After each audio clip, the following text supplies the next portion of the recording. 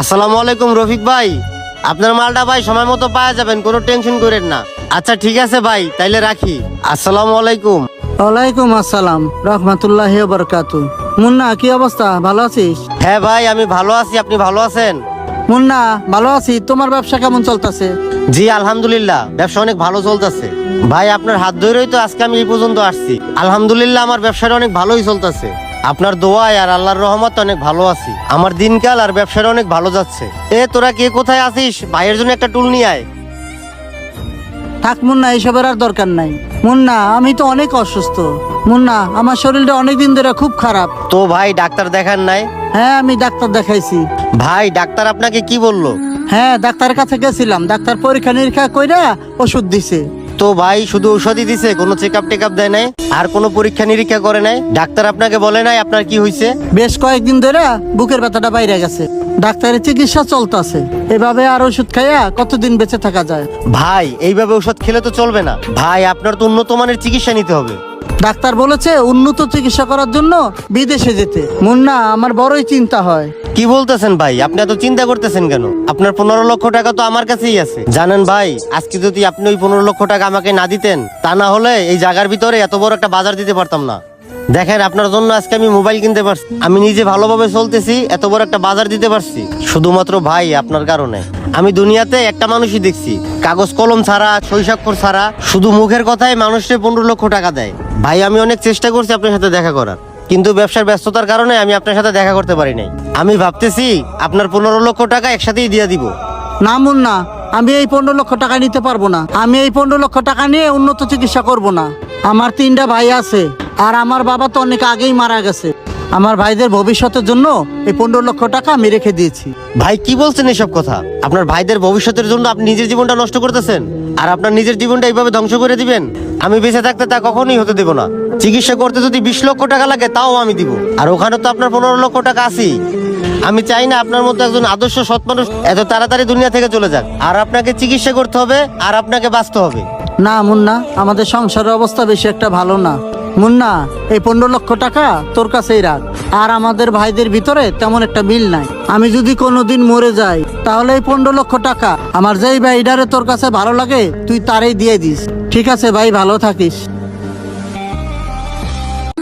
কি ভাই, আপনার কাছে 15 লক্ষ টাকা পা? এই সুয়েল, যা ভাইয়ের জন্য চেয়ার নিয়ে আস। ভাই তো আমাদের মেহমান। ভাই আপনি তো আমাদের বাড়ির মেহমান, আপনি কি খাবেন বলেন, আমি এখনই বাজার থেকে নিয়ে আসতেছি। আরে ভাই দাঁড়ান, বাজারে যাইতে হবে না। আরে ভাই আমি বসবো না, আর আমি কিছু খাবোও না। মানুষের হায়াত মৌতের কথা বলা যায় না। আমি যত তাড়াতাড়ি পারি আমার দেনাটা পরিশোধ করে দুনিয়া থেকে যেন বিদায় নিতে পারি। তা টাকাটা আপনারা কখন নিবেন? ভাই কখন নেবো মানে? টাকাটা আজকেই দেন। আজকে টাকাটা দেন, আমাদের জন্য অনেক ভালো হবে। আমি তো আপনাদের দুই ভাইকে টাকা দিব না। টাকা যদি দিতে হয়, টাকার প্রাপ্য দাবিদার আপনাদের ছোট ভাই সোহেল। কি মানে? ভাই মানে কিছু না, আর আমি আপনাদের সাথে বেশি কথা বাড়াতে চাচ্ছি না। আমার ড্রাইভার আমার জন্য অপেক্ষা করতেছে, আর আপনাদের বড় ভাই আমাকে যেটা বলছে আমি ওইটাই করতেছি।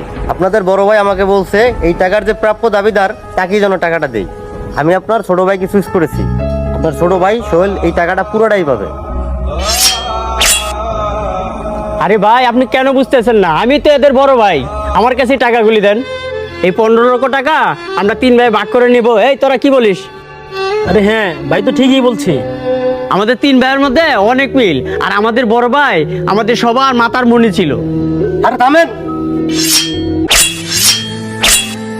আপনাদের বড় ভাই আপনাদের মাথার মনি ছিল না বোঝা ছিল সেটা আমি ভালো করেই জানি। আর আমাকে এই বিষয়টা বোঝাতে হবে না যে মানুষটা নিজের জন্য কিছু না কইরা আপনাদের জন্য তিল তিল কইরা এই সব তৈরি করছে। আপনাদের চিন্তায়, আপনাদের ভাবনায় আপনাদের বড় ভাই আজকে দুনিয়া থেকে বিদায় নিছে। আপনাদের বড় ভাই যখন হসপিটালে ভর্তি ছিল আপনারা কেউ টাকা দিছেন? আপনি তার চিকিৎসার জন্য কোনো টাকা পয়সা দিছেন? আপনারা আমাকে যখন বলছে তার উন্নত চিকিৎসার জন্য বাইরে পাঠাতে হবে, তখন আমি তাকে বলছি আপনার 15 লক্ষ টাকা আপনি নিয়ে যান। তখন আপনাদের ভাই কি বলছে জানেন? ওরা আমার ভাই, আর আমি ওদেরকে নিজের ভাইয়ের মতো দেখি নাই, সন্তানের মতো লালন পালন করছি। নিজের জীবনটাকে শেষ করে দিছে শুধুমাত্র আপনাদের মতো কুলাঙ্গাদের জন্য। সে চাইলে ভালো একটা চিকিৎসা নিতে পারতো, চিকিৎসার জন্য বাইরে যেতে পারতো, সেই নিজের চিকিৎসার জন্যই 15 লক্ষ টাকা খরচ করতে পারতো। 15 লক্ষ টাকা আপনাদের জন্য চিন্তা করে রাখছে। সে নিজের চিকিৎসা করতে করতে সে সম্বলটুকু শেষ করে দিছে। কিন্তু আফসোস, আপনাদের মতো নিমক হারামের কোনো ভালোবাসা পায় নাই। সে তখনই ডিসিশন নিয়েছিল এই টাকা কোনো নিমক হারামকে দেবে না। কোনো বেঈমান এই সৎ মানুষের ঘাবের অর্জিত টাকা নিতে পারে না। আর সেই জন্যই আমি আপনাদের ছোট ভাইকে সিলেক্ট করছি এই টাকাটা দেওয়ার জন্য। আর সোহেল, তুমি আগামীকাল ঢাকা আমার সাথে দেখা করবা আমার অফিসে। আর শুনেন, আপনারা ভালো থাকবেন আর কখনো লোভ লালসা করেন না। দোয়া করি মানুষের মতো মানুষ হন আর কখনো অহংকার করেন না। লোভ, অহংকার, হিংসা মানুষকে ধ্বংস করে। টাকা পয়সা সারা জীবন থাকে না, একবার সাদা কাপড়ে জড়ান, দেখবেন খেল কত। ঠিক আছে, ভালো থাকবেন। আসসালামু আলাইকুম বন্ধুরা, আমাদের ভিডিওটি আপনাদের কেমন লেগেছে অবশ্যই কমেন্ট করে জানিয়ে দিবেন। সবাইকে ধন্যবাদ।